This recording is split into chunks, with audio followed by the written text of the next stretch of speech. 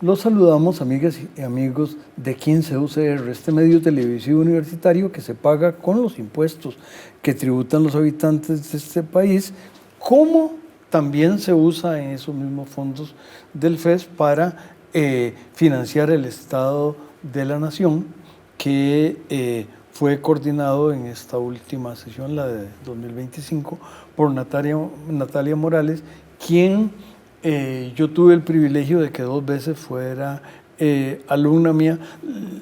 Ahí siempre el privilegio es de un sentido. El privilegio es mío de tener a los estudiantes. Yo sé que yo soy un profesor bastante disperso, enredado, de manera que ahora que los estudiantes de un colega le han estado felicitando por las clases que da, yo sé que lo felicitan a él por la estupenda docencia que hace, y a mí me hubiera gustado ser un estupendo profesor, pero tengo el privilegio de que la universidad me da ese espacio y me da este espacio.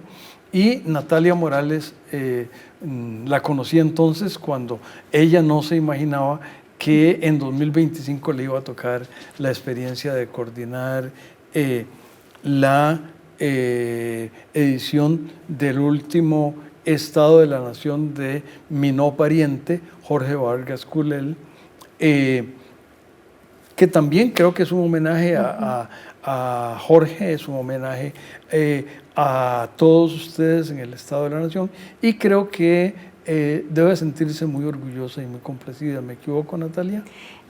Bueno, muchas gracias, don Juan, por la invitación.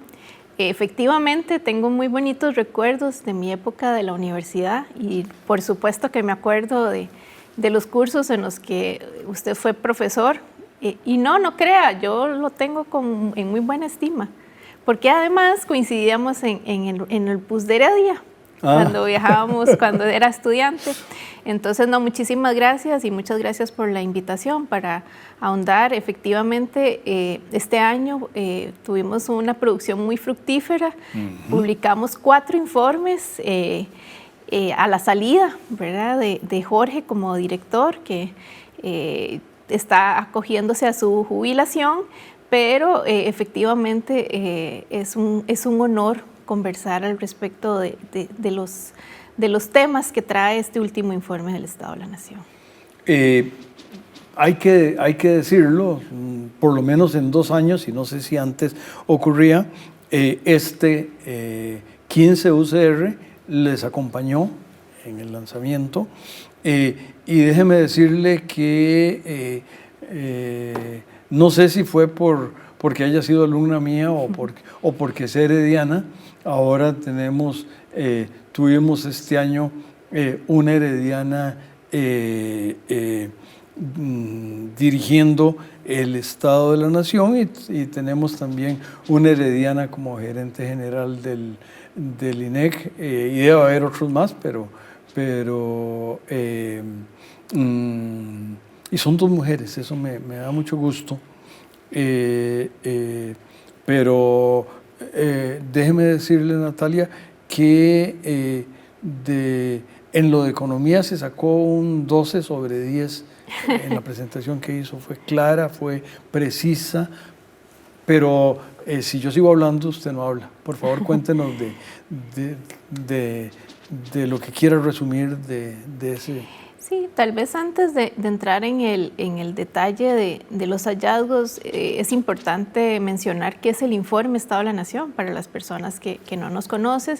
El informe, tenemos 31 años de publicar de manera consecutiva un análisis sobre el desempeño del país, pero ese análisis no lo hacemos en solo una recopilación de indicadores, sino es cómo contribuyó la economía y la política en el desarrollo humano. ¿Y qué es el desarrollo humano? No es más ni menos que el bienestar de las generaciones presentes y futuras. Que esas generaciones puedan realizar la vida que desean, vivir plenamente y tener recursos económicos para satisfacer esas necesidades básicas. Entonces, después de 31 años de publicar en esta edición, el informe lo que señala es que generalmente nosotros tratamos de resumir los hallazgos en mensajes o ideas que le lleguen a la gente.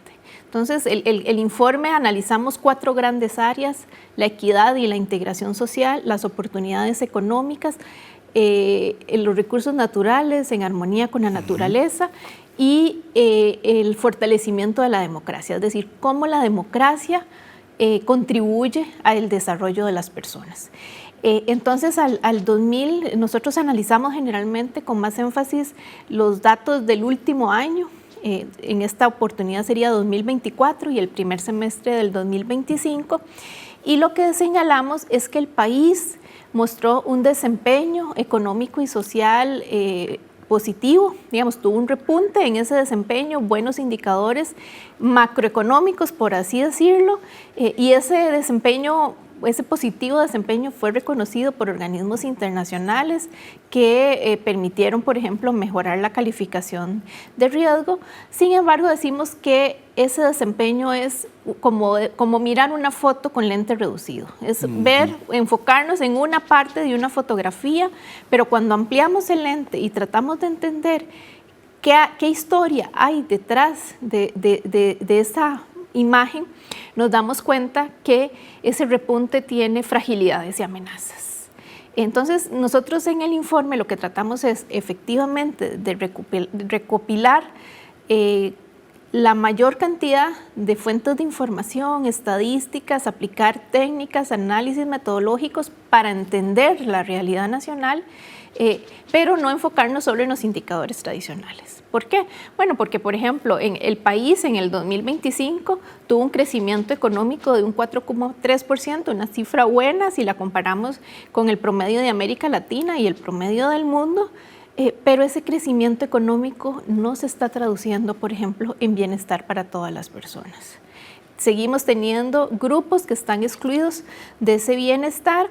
Por ejemplo, la pobreza también tuvo una reducción importante en el 2024 y en este 2025 también mostró por segundo año consecutivo una reducción, pero cuando vamos a entender qué factores hay detrás de esa reducción de la pobreza, lo que nos damos cuenta es que son factores poco robustos.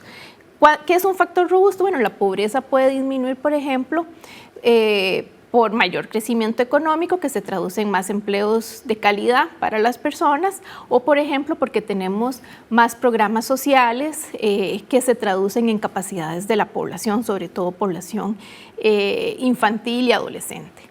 Esa no es lo que está pasando en los últimos años y no son factores que explican la reducción de la pobreza, sino más bien es, por ejemplo, un crecimiento del empleo informal o el aumento de otras fuentes de ingreso que pueden ser muy vulnerables. Y también hay un factor muy interesante que tiene que ver con el cambio demográfico. Un país que está envejeciendo. Con el cambio demográfico, Natalia, vamos a pedirle al canal que nos invite para el siguiente segmento.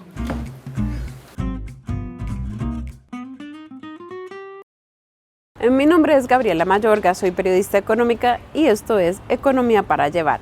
Hoy el tema es el Informe Estado de la Nación 2025. El último informe del Estado de la Nación 2025 dedica su capítulo 3 al tema económico y vaya hallazgos. Los retos económicos para Costa Rica no son pocos ni fáciles. Y aunque el ritmo de crecimiento podría ser hasta envidiable a nivel regional, este contrasta con profundas desigualdades y vulnerabilidades que amenazan el futuro. El informe subraya una preocupante desconexión entre el crecimiento de la producción y la generación de empleo, así como una brecha cada vez mayor entre la productividad laboral y los salarios. En otras palabras, una porción cada vez menor de la riqueza generada en el país permanece en los hogares costarricenses.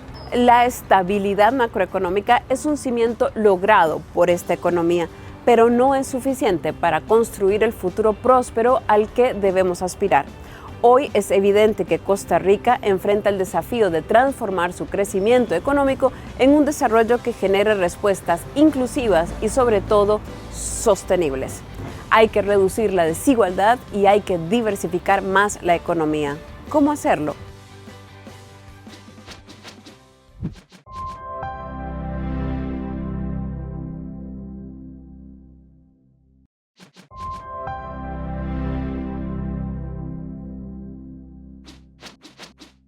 Hablaba doña Natalia del cambio demográfico, y el cambio demográfico, los que tienen años de acompañarnos saben que es un tema que nos es muy importante, porque yo tengo una asociación con el Centro Centroamericano de Población. No puedo decir que soy discípulo de Luis Rosero, porque él es menor que yo. Pero es un tema que a través de ellos, y lo que sí puedo constatar del cambio demográfico es que Natalia me conoció hace más de 20 años, de manera que el cambio demográfico, mi barba, y esa tal vez es la cosa más notable, no era blanca como es ahora. Es más, sospecho que tenía apenas algunos tonos, pero ese es mi caso. El país va hacia una población que, si no entiendo mal, en el 2050 va a ser de 5.4 millones de habitantes, y ese va a ser la cima. Entonces, una de las tragedias es ¿quién va a pagar la jubilación de doña Natalia? Yo me moriré un día de estos, de manera que la jubilación mía no es problema, pero vean ustedes esa sonrisa de doña Natalia, ¿cómo se la puede quitar el que no haya suficientes contribuyentes a los sistemas de...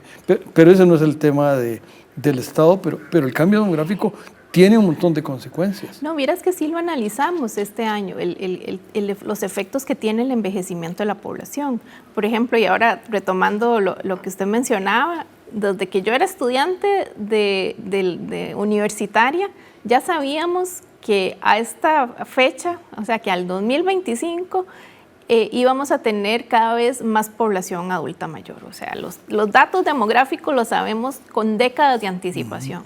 Y el país se ha preparado poco para ese envejecimiento. Por ejemplo, ahora usted lo mencionaba, en 25 años, al 2040 o 2050, vamos a tener casi a más de una cuarta parte de la población con edades mayores de 65 años. Actualmente es un 15%. Entonces, vamos a estar envejeciendo. Somos uno de los países de América Latina que envejece más rápidamente, en menor tiempo del que le tomó, por ejemplo, a los países más desarrollados que hoy tienen una vejez plena. Y no pareciera que, por ejemplo, la seguridad social, la institucionalidad social y la población, porque esto también incide, o sea, tiene que ver con la población, nos estemos preparando para ese envejecimiento. Tenemos una ultra baja tasa de fecundidad, o sea, cada vez las mujeres tienen menos hijos e hijas. 1.4 por mujer. Exactamente, o sea, cayó muchísimo más fuerte de lo que pensábamos hace 30 años. Y además tenemos una alta esperanza de vida. Eso es un logro del sistema de salud pública de este país. Somos uno de los países con mejor esperanza de vida en el mundo. Entonces, claro, tenemos una población que envejece y que puede vivir muchos años. Por ejemplo, al 2040 podemos tener 4 veces más la población de 80 años o más que tenemos hoy. Y todo eso tiene que adaptarse en la institucionalidad. ¿Por qué? Bueno, porque queremos que esas personas adultas mayores vivan con calidad de vida. ¿Qué vamos a hacer si la mitad no tiene derecho a una pensión contributiva, no tiene ingresos para vivir su vejez? Esos son retos. ¿Cómo hacemos también que esas personas, una vez jubiladas, sigan integrando la sociedad, sigan activas, sigan generando, por ejemplo, una integración con la comunidad, con las familias? Entonces, analizamos este tema en el capítulo social de este año.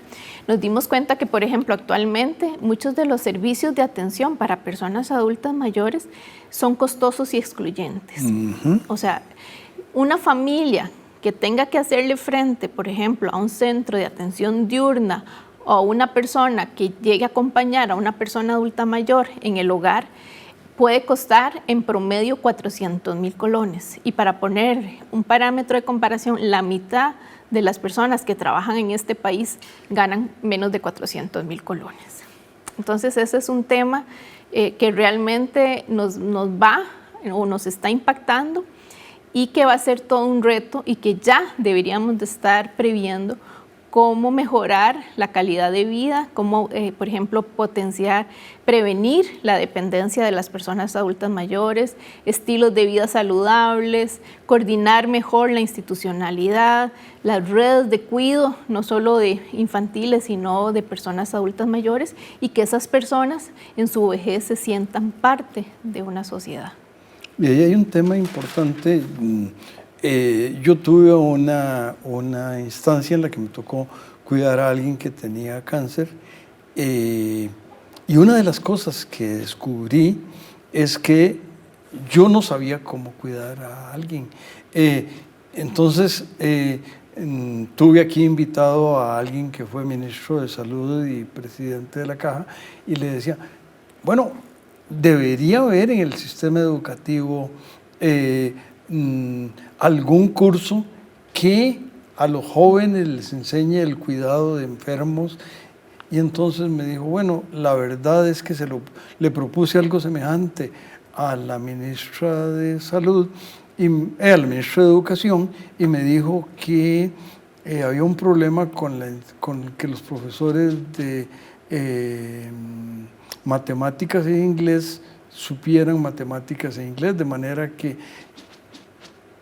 los esfuerzos en el sistema educativo estaban complicados. Y sí, estamos hablando del país que tenemos y ese país que con los ojos del Estado de la Nación se mira.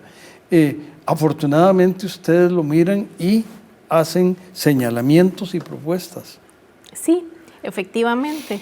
Y por ejemplo, este tema de los cuidados sigue siendo asumidos por las mujeres y eso les limita su autonomía económica y su inserción laboral, que es uno de los grupos que se ha visto más excluidos de las oportunidades y derechos para potenciar su vida más plenamente. Y eso lo tuvimos de manera trágica y lamentable y gloriosa en la pandemia, pero hablaremos de eso y de otros temas en el siguiente segmento.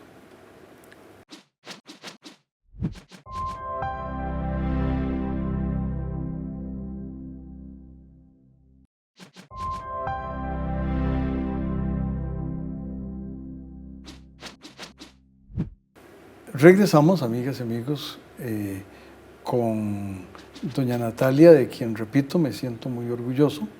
Y uno de los 4 segmentos del estudio, como dijo ella, es el tema de política, democracia, gobernanza, y desde siempre el Estado de la Nación ha puesto mucho énfasis, que es un tema cuatrianual con un bianual en las elecciones cantonales, y el ojo de don Ronald y de muchas otras personas va muy en ese tema.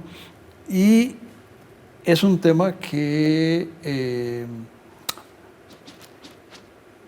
no voy a decir que se me va a caer el pelo de preocupación por lo que estamos viviendo y lo que viene, pero la que sabe es Natalia. Por favor, doña Natalia. Sí, el informe lo que señala es que el sistema político o la democracia en Costa Rica está basada en 3 poderes de la República: el Ejecutivo, el Legislativo y el Judicial, y es un sistema diseñado para la cooperación entre poderes. Si hay cooperación, si hay diálogo entre los poderes, hay más probabilidad de obtener buenos resultados de política pública.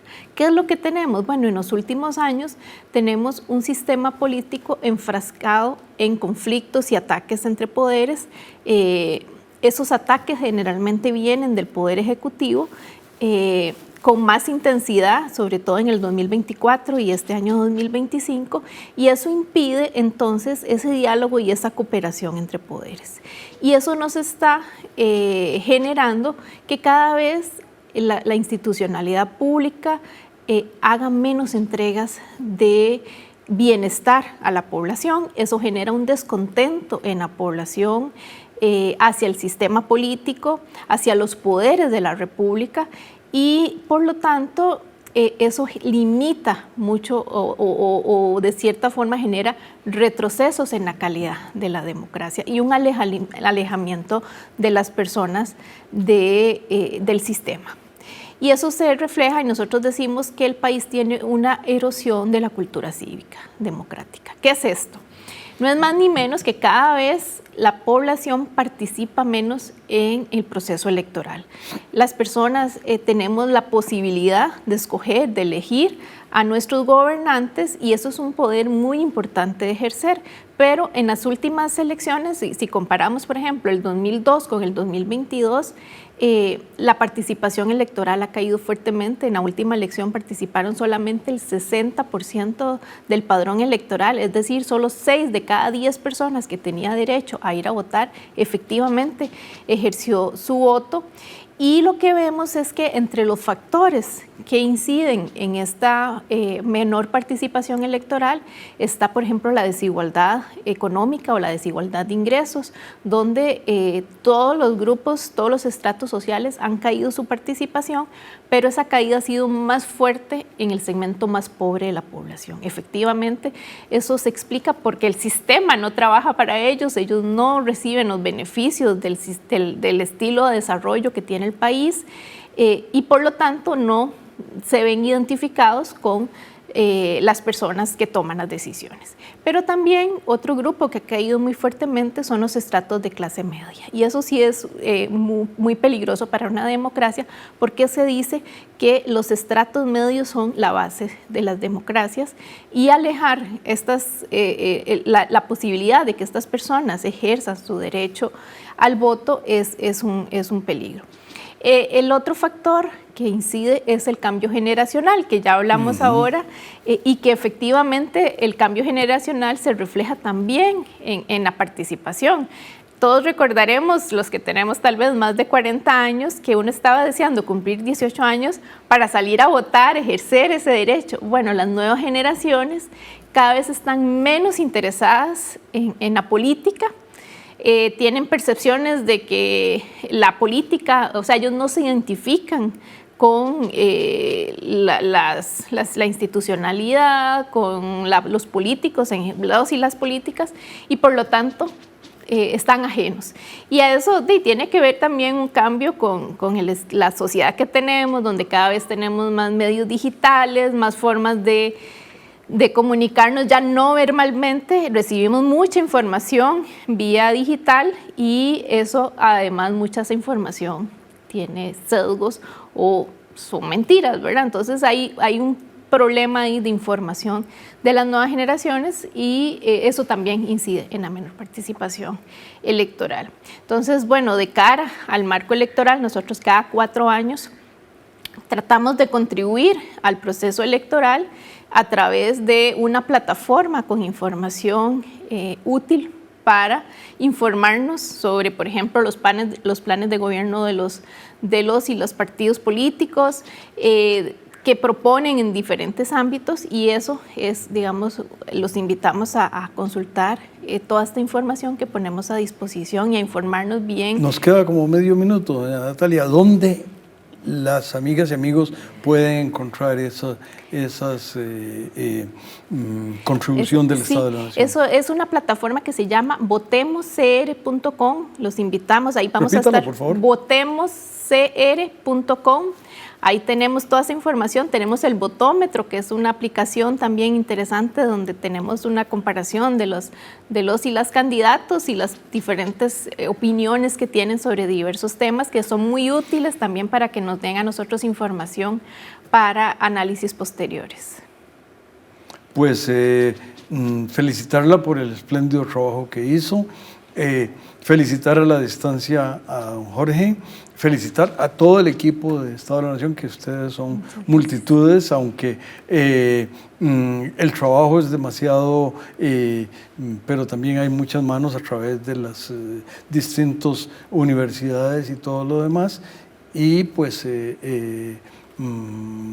esperemos que todo eso que el Estado de la Nación hace sea útil para que la gente tome una decisión adecuada y que ojalá los próximos 4 años sean menos conflictivos y se entienda que los poderes de la nación están para ir juntos y no para que desde uno de ellos, y con el aplauso de buena parte de la población,